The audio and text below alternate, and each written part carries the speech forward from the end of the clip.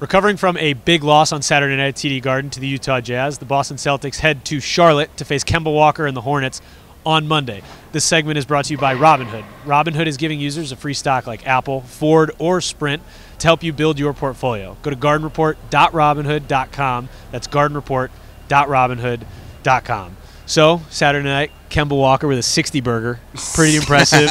Celtics have had hot and cold perimeter defense with the guards. Josue, I'll start with you.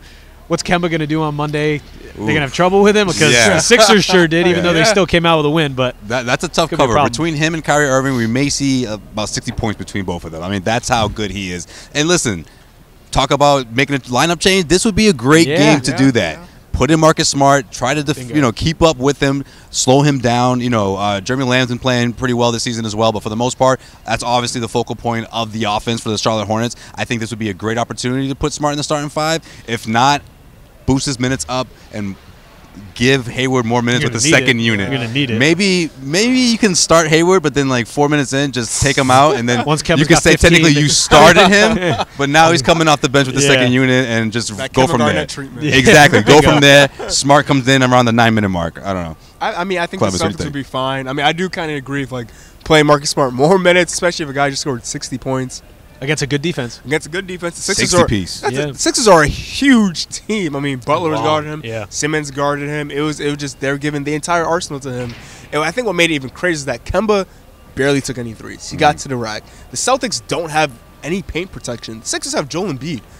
The Celtics have just Aaron Baines, who comes off the bench in limited playing time. So I think just getting to the rack might be an issue for the Celtics come whenever they play the Charlotte Hornets. Yeah, so, I mean, that was a problem on Saturday night against Utah Jazz. They were getting into the paint at will. And Kemba Walker showed that on Saturday against Philly as well. You said, how many threes did he take? 6 threes? Only 6 threes. Six threes. He made 6 threes, had 60 points. So he's not going to have trouble getting into the paint. So does that mean Marcus Smart maybe is not the fix? Should they work on their interior defense rather than the perimeter defense? And do you think that still has to do with maybe limiting Gordon Hayward's minutes? No, Smart's still the fix. But also, get to the paint. I mean, we saw Friday night what the Celtics did. Like, they proved that they can do it. They can get to the paint. They can get those, buckets in there. Like, that's exactly was the reason why that game was so relatively close in the fourth quarter.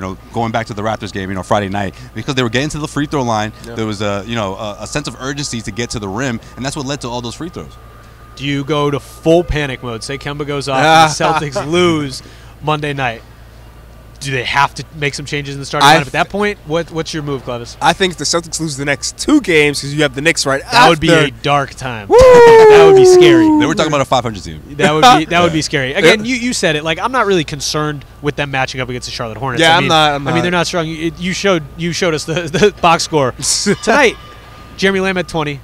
Kemba Walker had 60. And there was one other double-digit score, and then it fell off a cliff. It So looked like what you see when you play NBA 2K. When you just play with 3 guys, pretty much, for scoring. So you think this is a statement game? They kind of have to blow them out here? Or? I won't say they need to blow them out. I just think you need to beat them. What's tough is that Kemba Walker is also the second best guard in the NBA as of right now, next to Steph Curry playing-wise.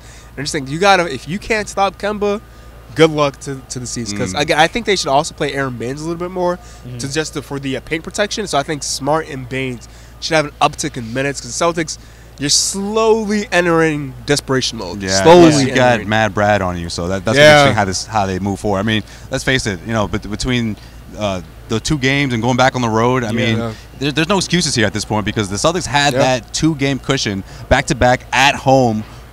Had a great opportunity to come up with 2 wins back-to-back before going on the road, and then now, they're in the situation that they are. Great way to bounce back. It's crazy we were even talking about this, because the Celtics entered Saturday night with the top defense in the NBA, top defensive rating. So it's crazy that that's even a concern, but like Brad Stevens says, there are some concerns there despite what everyone's telling him. So we'll have to wait and see until Monday how the Celtics do fare against the Charlotte Hornets, and then Wednesday against the New York Knicks. Leave your thoughts in the comments and follow us at CLNS Media and Celtics CLNS.